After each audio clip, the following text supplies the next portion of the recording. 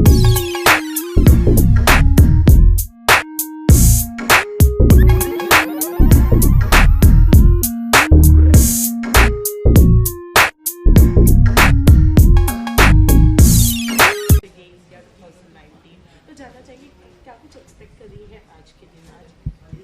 want to answer this?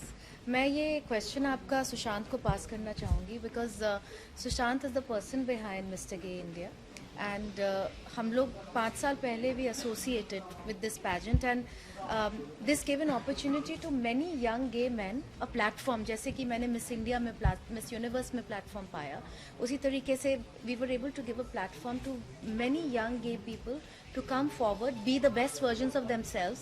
And I still remember our first winners, Anvesh Sahu. He's doing so well. He's an influencer. And it is an amazing platform to provide opportunities to young gay men who are beautiful both inside out.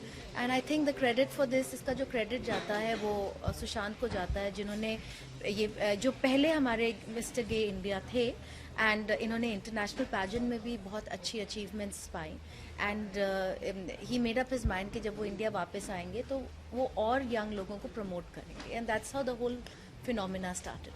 Okay, क्या कहना चाहिए? तो आज मैं इनकी छोटी बहन रानी कोहिनूर हूँ. Yes. पर Celina has been with the LGBT community. सबसे पहले आई थिंक जो एक मेन स्ट्रीम एक्ट्रेस उससे ज़्यादा मुझे लगता है कि इतनी बेहतरीन इंसान है एंड आई थिंक ये एक मिसाल बन चुकी हैं बाकी जो हमारे मेन स्ट्रीम एक्टर्स और एक्ट्रेसेस हैं जो शायद पता नहीं आगे आने से डरते हैं या कतराते हैं. I think Selena's fearless and you stay true to your crown and she is the queen, she is the original queen.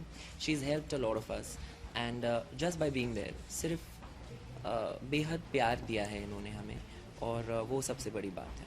इसलिए जी जहाँ तक हम जानते हैं आप ये इनके राइट्स के लिए काफ़ी सालों से बरसों से लड़ते आ रही है. गे परेड्स में भी आप शामिल होते हैं, मुंबई में जब परेड्स होते हैं कई बार में आपको देखा है, तो क्या कहना चाहिए सरकार इनको लेकर और किस तरह का? देखिए, सरकार ने अब तो बहुत अच्छी चीज़ की है जब से ये जजमेंट सेक्शन 377 रिपील हुआ है.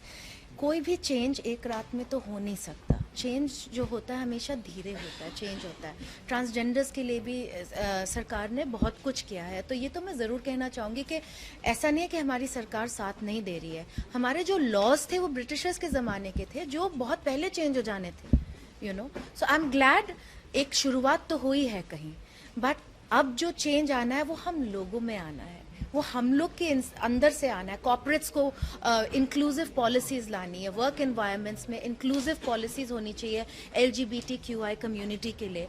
एंड फिलहाल एज अ UN एम्बेसडर मेरी चेष्टा यही है कि हम लोग कॉर्पोरेट्स को इनकरेज करें, वर्क एनवायरनमेंट्स को इनकरेज करें कि LGBTQI को हम लोग इंक्लूसिव लोगों को एजुकेट करें कि ये कम्युनिटी है क्या. You know, there is nothing different between us and them. Reservation की भी मांग करेंगे अभी नहीं? I don't think reservation की इन लोगों को ज़रूरत है because they are very very self sustained. They are very very मौका मिलना चाहिए and understanding आनी चाहिए. रिजर्वेशन मेरे ख्याल से तो किसी के लिए नहीं होनी चाहिए, सबको अपने ओहदे पे आगे बढ़ना चाहिए. एम्प्लॉयमेंट जनरेशन जरूरी है इनके लिए. Absolutely, absolutely. हर फील्ड में, चाहे कॉर्पोरेट हो, एजुकेशन हो, आर्टिस्टिक फील्ड हो, बस जो कहते हैं ना कि एम्बियंस जो होनी चाहिए ऑफ वर्क एनवायरनमेंट जो होना चाहिए वो इंक्लूसिव होना चाहिए, यू नो, सेपरेट नहीं होना चाहिए. इक्वल अपॉर्चुनिटीज़ होनी चाहिए सारे सिटीजन्स के लिए, चाहे वो LGBT हो या वो विमेन हो या वो मेन हो या वो जो भी ट्रांसजेंडर हो, इंटरसेक्स हो, जो भी हो. ओके, ऑल्सो सेक्शन 377 जो है अभी सरकार ने हटा दिया है, लेकिन लगता है कहीं ना कहीं मेंटालिटी लोगों की अभी भी चेंज नहीं. देखिए, मेंटालिटी चेंज होने एक ऐसा समय था जब सती प्रथा भी हटाई गई थी सरकार के द्वारा, बट उस मेंटालिटी को भी हटाने में काफ़ी अरसा गया. मेंटालिटी ही चीज़ है जो सबसे ज़्यादा वक्त लेती है, लेकिन जिस वक्त सरकार साथ देती है, सरकार साथ दे रही है, लॉज साथ देते हैं, उस वक्त मेंटालिटी भी धीरे धीरे चेंज हो जाती है. अब हम लोगों की चेष्टा, हम लोगों की जो बेसिक व्हाट यू से द वर्ड, हम लोग की बेसिक कामना यही है कि हम लोग लोगों में एजुकेशन फैलाए जाए कि LGBTQI कम्युनिटी क्या है, इंक्लूसिव एनवायरनमेंट्स इनकरेज करे सारे वर्क एनवायरनमेंट्स में, एंड एक्सेप्टेंस लाए। वो धीरे धीरे एजुकेशन, फिल्मों के लाइक मैंने अभी फ़िलहाल में एक फ़िल्म की है seasons greetings, which is also of section 377 के बाद how it affected a family with LGBT people in it. उन्होंने एक अच्छी बात कही कि बॉलीवुड सेलिब्रिटीज में आप अकेले हैं जो इतने खुलकर इनके सामने आते हैं, इनके लिए लड़ती है, इतना सब कुछ करते हो, अदर सेलिब्रिटीज क्यों इसमें साथ नहीं? आपको उन्हीं से पूछना पड़ेगा। I can't answer that question. आपके सर्कल में किसी को कन्विंस किया कि ये मेरी मूवमेंट में जुड़ी है, आप इस तरह की कंपेनिंग कर रहे हैं? द थिंग इज दिस, किसी को भी आप किसी मूवमेंट से जोड़ नहीं सकते। मूवमेंट में घुसना एक अंदरानी चीज है, आपको भीतर से आनी चाहिए। वो कहते हैं ना कि मोटिवेशन अंदर से आनी चाहिए।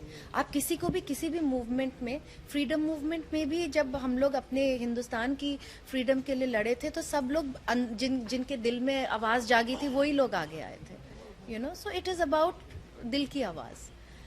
ओके सेलिना, ऑल्सो आप भी फॉर्मर मिस इंडिया 2001 की रह चुकी हैं, तो कितनी यादें ताज़ा हुई जब wow, this is so amazing, I can't even tell you. I think मेरे लिए सबसे मेमोरेबल मोमेंट था क्राउनिंग का। And when I went for you Miss Universe I was very worried because I was one of the shortest contestants in 104 countries. And still I became a runner-up at Miss Universe. I was very surprised because I was a little this thing.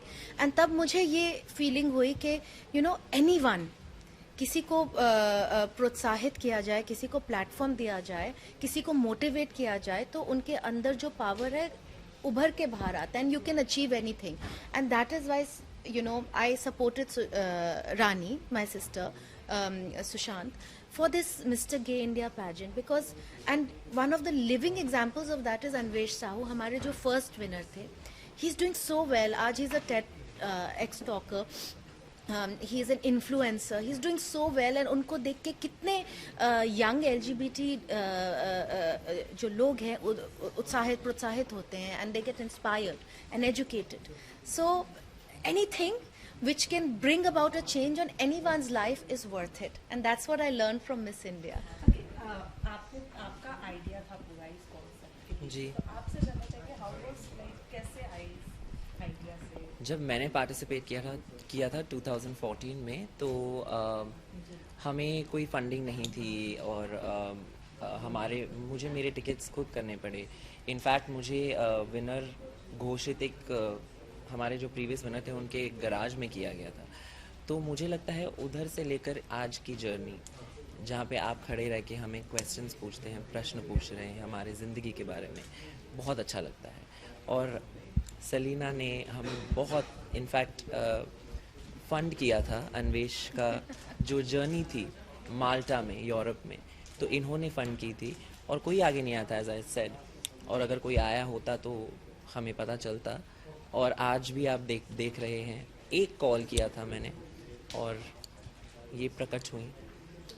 और नहीं बिल्कुल नहीं, क्योंकि मुझे लगता है कि जैसे इन्होंने कहा कि वो अंदर से आनी चाहिए बात, तो मुझे लगता है कि मिस्टर गे इंडिया की जर्नी सेलिना के बिना अधूरी है। तो क्या कामयाबी का सहरा आप इनके सर देते हैं? कहीं ना कहीं कामयाबी हमारे कंटेस्टेंट्स हैं।